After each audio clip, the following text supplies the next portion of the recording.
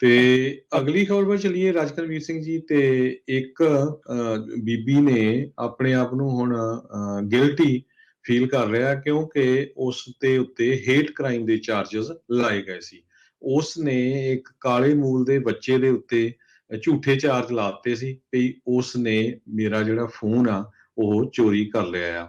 ਮੀਆ ਪੌਨਸੈਟੋ ਉਸ ਦੇ ਜਿਹੜੇ ਚਾਰजेस ਆ ਹੁਣ ਉਹਨਾਂ ਨੂੰ ਘਟਾ ਕੇ ਮਿਸਡਮੀਨਰ ਕਰ ਦਿੱਤਾ ਗਿਆ ਆ, ਤਾਂ ਕਿ ਉਹ ਨਹੀਂ ਤਾਂ ਉਹਦੇ ਉੱਤੇ ਚਾਰजेस ਜ਼ਿਆਦਾ ਲੱਗਣੇ ਸੀ।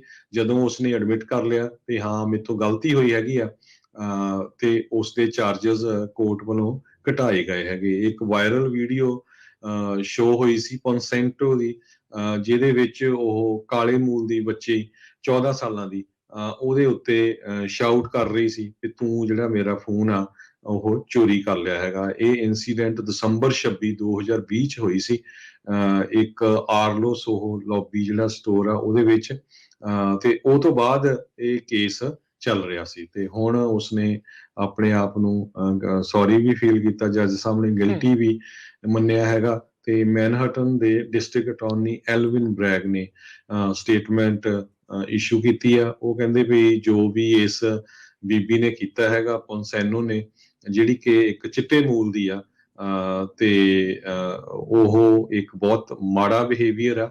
ਇੱਕ ਕਾਲੇ ਮੂਲ ਦੇ ਬੱਚੇ ਦੇ ਉੱਤੇ ਰੇਸ਼ੀਅਲ ਪ੍ਰੋਫਾਈਲਿੰਗ ਦੇ ਜਿੱਦਾਂ ਕੀਤੀ ਗਈ ਆ ਉਹਦੇ ਨਾਲ, ਉਹ ਤੇ ਗਲਤ ਚਾਰजेस ਲਾਈ ਗਈ ਆ। ਤੇ ਮੈਂ ਇਸ ਬੱਚੇ ਦੇ ਨਾਲ ਸਿੰਪਥੀ ਫੀਲ ਕਰਦਾ ਹੈਗਾ ਆ। ਸੋ ਇਸ ਨੂੰ ਜਿਹੜਾ ਆ ਬਹੁਤ ਸੀਰੀਅਸਲੀ ਲੈਣਾ ਚਾਹੀਦਾ, ਅੱਗੇ ਤੋਂ ਇਦਾਂ ਦੀ ਗਲਤੀ ਨਹੀਂ ਹੋਣੀ ਚਾਹੀਦੀ ਹੈਗੀ। ਜੀ ਹਰਜੋਤ ਸਿੰਘ ਜੀ, ਬਹੁਤ ਦੇਖੋ ਮਾੜੀ ਗੱਲ ਆ। ਇੱਕ ਟਾਈਮ ਦੇ ਉੱਤੇ ਕਿਸੇ ਦਾ ਕਰੀਅਰ, ਕਿਸੇ ਦਾ ਜੀਵਨ ਜਿਹੜਾ ਅਜਿਹੇ ਝੂਠੇ ਇਲਜ਼ਾਮਾਂ ਦੇ ਨਾਲ ਬਰਬਾਦ ਜਿਹੜਾ ਉਹ ਹੋ ਜਾਂਦਾ ਆ ਹਰਜੋਤ ਸਿੰਘ ਜੀ, ਵੀ ਇੱਦਾਂ ਕੀਤਾ। ਇੱਕ ਟਾਈਮ ਦੇ ਉੱਤੇ ਤੇ ਹੇਟ ਕ੍ਰਾਈਮ ਦੇ ਚਾਰਜ ਲੱਗਣੇ ਸੀ, ਹੁਣ ਮਾਫੀ ਮੰਗ ਕੇ ਤੇ ਹੇਟ ਕ੍ਰਾਈਮ ਦੇ ਚਾਰजेस ਨੂੰ ਘਟਾ ਕੇ ਮਿਸਡਮੀਨਰ ਪਲੀ ਜਿਹੜਾ ਆ ਉਹ ਕਰ ਰਹੀ ਆ। ਹੁਣ ਦੇਖੋ ਜੇ ਅਗਲੇ ਪਾਸੇ ਗੱਲ ਵੱਧਦੀ ਹੈ, ਟਰਾਇਲ ਜਾਂਦੀ ਹੈ, ਤਾਂ ਗੱਲ ਉਧਰਲੇ ਪਾਸੇ ਨੂੰ ਜਾਊਗੀ। ਹੇਟ ਕ੍ਰਾਈਮ ਵਾਲੇ ਚਾਰजेस ਉਹ ਪੁਸ਼ ਕਰਨਾ ਚਾਹੁੰਦੇ ਆ ਜਾਂ ਨਹੀਂ। ਪਰ ਇਹ ਬਹੁਤ ਮੰਦਭਾਗੀ ਗੱਲ ਆ ਵੀ ਇਦਾਂ ਜਿਹੜੇ ਨਿਆਣੇ ਇੱਕ ਦੂਜੇ ਦੇ ਨਾਲ ਕਰ ਰਹੇ। 23 ਸਾਲ ਕੋਈ ਜ਼ਿਆਦਾ ਉਮਰ ਨਹੀਂ ਹੁੰਦੀ, ਤੇ ਕਿੱਡੀ ਛੋਟੀ ਬੱਚੀ ਦੇ ਉੱਤੇ ਇਸਨੇ ਝੂਠੇ ਇਲਜ਼ਾਮ ਜਿਹੜੇ ਉਹ ਲਾ ਕੇ, ਕਿਉਂਕਿ ਹਰਜੋਤ ਸਿੰਘ ਜੀ ਅੱਜ ਕੱਲ੍ਹ ਤਾਂ ਲੋਕੀ ਇੰਨੇ ਜ਼ਿਆਦਾ ਸਟ੍ਰੈਸਡ ਆਊਟ ਆ, ਨਿਆਣੇ ਤਾਂ ਕਈ ਹੋਰ ਪੁੱਠੇ ਕਦਮ ਜਿਹੜੇ ਉਹ ਚੱਕ ਲੈਂਦੇ ਆ। ਇਦਾਂ ਦੀ ਗੱਲ ਤੋਂ ਬਾਅਦ ਬੇਇੱਜ਼ਤੀ ਹੋ ਗਈ ਆ, ਇਹ ਹੋ ਗਿਆ, ਮੂੰਹ ਦਿਖਾਉਣ ਜੋਗੇ ਨਹੀਂ ਇਹ। ਸੋ ਇਦਾਂ ਦੀਆਂ ਚੀਜ਼ਾਂ ਤੋਂ ਪਰਹੇਜ਼ ਕਰਨਾ ਚਾਹੀਦਾ ਆ। ਉੱਦਾਂ ਤਾਂ ਅਮਰੀਕਾ ਦੇ ਵਿੱਚ ਐਥਿਕਸ ਨੂੰ ਮੋਹਰੇ ਰੱਖਿਆ ਜਾਂਦਾ, ਪਰ ਇਦਾਂ ਦੇ ਕੁਝ ਬੇਵਕੂਫ ਲੋਕ ਵੀ ਰਹਿੰਦੇ ਨੇ ਜਿਹੜੇ ਦੂਜਿਆਂ ਨੂੰ ਜਾਣ-ਬੁੱਝ ਕੇ ਫਸਾਉਣ ਦਾ ਕੰਮ ਕਰ ਰਹੇ ਨੇ। ਅਗਲੀ ਹਰਜੋਤ ਸਿੰਘ ਜੀ, ਸੈਨ ਹੋਜ਼ੇ ਦੇ ਵਿੱਚ ਹੋਮ ਡੀਪੋ 'ਚ ਲੱਗੀ ਅੱਗ ਨੂੰ ਲੈ ਕੇ ਕੁਝ ਨਵੀਆਂ ਅਪਡੇਟਸ ਇਹ ਆ ਰਹੀਆਂ ਆ। ਕਹਿੰਦੇ ਵੀ ਜਦੋਂ ਫਾਇਰ ਦੇ ਬਾਰੇ ਪਤਾ ਲੱਗਾ, ਜਿਹੜੀਆਂ ਨਵੀਆਂ ਜਾਣਕਾਰੀਆਂ 'ਚ ਇਹ ਲੱਗ ਰਿਹਾ ਵੀ ਲੰਬਰ ਸੈਕਸ਼ਨ, ਜਿਸ ਪਾਸੇ ਲੱਕੜਾਂ ਪਈਆਂ ਹੁੰਦੀਆਂ ਆ, ਉਧਰ ਹੀ ਪਹਿਲੋਂ ਫਾਇਰ ਇਰਪਟ ਹੋਈ ਹੋ ਸਕਦੀ ਆ। ਹੁਣ ਕਹਿੰਦੇ ਵੀ ਹੋਮ ਡੀਪੂ ਦੇ ਸਪ੍ਰਿੰਕਲਰ ਸਿਸਟਮ, ਅਲਾਰਮ ਸਿਸਟਮ ਦੇ ਉੱਤੇ ਬੜੇ ਵੱਡੇ ਸਵਾਲ ਉੱਠ ਰਹੇ ਨੇ। ਵਿਟਨੈਸਿਸ ਜਿਹੜੇ ਉਹ ਕਹਿ ਰਹੇ ਆ ਵੀ ਕੀ ਚੱਕਰ ਹੋਇਆ, ਵੀ ਇਹ ਚੰਗੀ ਤਰ੍ਹਾਂ ਇਹਨਾਂ ਨੇ ਕੰਮ ਨਹੀਂ ਕੀਤਾ, ਵੀ ਕਿਉਂ ਜਿਹੜਾ ਉਹ ਹੋਇਆ। ਕਹਿੰਦੇ ਵੀ ਫਸਟ ਹੈਂਡ ਅਕਾਊਂਟਸ ਆ ਰਹੇ ਨੇ ਕਸਟਮਰਸ ਤੇ EMPLOYEES ਦੇ, ਜਿਹੜੇ ਸਟੋਰ ਦੇ ਵਿੱਚ ਉਸ ਟਾਈਮ ਸੀ ਜਦੋਂ ਅੱਗ ਦੀ ਸ਼ੁਰੂਆਤ ਹੋਈ, ਵੀ ਸਟੋਰ ਦੇ ਫਾਇਰ ਅਲਾਰਮ ਜਦੋਂ ਸਾਊਂਡ ਕੀਤਾ ਆ। ਸੋ ਸਪ੍ਰਿੰਕਲਰ ਵੈਂਟ ਵੀ ਉਹ ਇਹ ਵੀ ਕਹਿੰਦੇ ਵੀ ਕਈਆਂ ਨੂੰ ਇਹ ਵੀ ਨਹੀਂ ਪਤਾ ਵੀ ਸ਼ਾਇਦ ਪਾਣੀ ਵਾਲੇ ਜਿਹੜੇ ਸਪ੍ਰਿੰਕਲਰ ਆ ਉਹ ਚੱਲੇ ਵੀ ਆ ਕਿ ਨਹੀਂ ਚੱਲੇ ਹੈਗੇ। ਸੋ ਇੱਕ ਨਿਊਜ਼ ਆਰਗੇਨਾਈਜੇਸ਼ਨ ਨੇ ਇਸ ਦੇ ਉੱਤੇ ਸਵਾਲ ਜਿਹੜੇ ਉਹ ਚੱਕੇ ਸੀਗੇ। ਸੋ ਹੁਣ ਅਲਾਰਮ ਕੰਪਨੀ ਦੇ ਨਾਲ, ਵਿਟਨੈਸਿਸ ਦੇ ਨਾਲ ਜਾਂਚਕਰਤਾ ਗੱਲਬਾਤ ਕਰ ਰਹੇ ਆ। ਕਹਿੰਦੇ ਵੀ ਕਈ ਦਿਨ, ਹਫ਼ਤੇ ਜਾਂ ਮਹੀਨੇ ਤੱਕ ਵੀ ਲੱਗ ਸਕਦੇ ਇਸ ਦੀ ਪੂਰੀ ਜਾਂਚ ਹੋਣ ਨੂੰ। ਪਰ ਇੱਕ ਵਾਰੀ ਦੇਖਿਆ ਗਿਆ ਹਰਜੋਤ ਸਿੰਘ ਜੀ, ਪੂਰੇ ਦਾ ਪੂਰਾ ਸਟੋਰ ਜਿਹੜੇ ਹਜ਼ਾਰਾਂ ਹੀ ਸਕੁਅਰ ਫੀਟ ਦੇ ਵਿੱਚ ਫੈਲਿਆ ਹੋਇਆ ਸੀ, ਉਹ ਪੂਰਾ ਰਾਖ ਬਣ ਚੁੱਕਾ ਹੋਇਆ ਆ।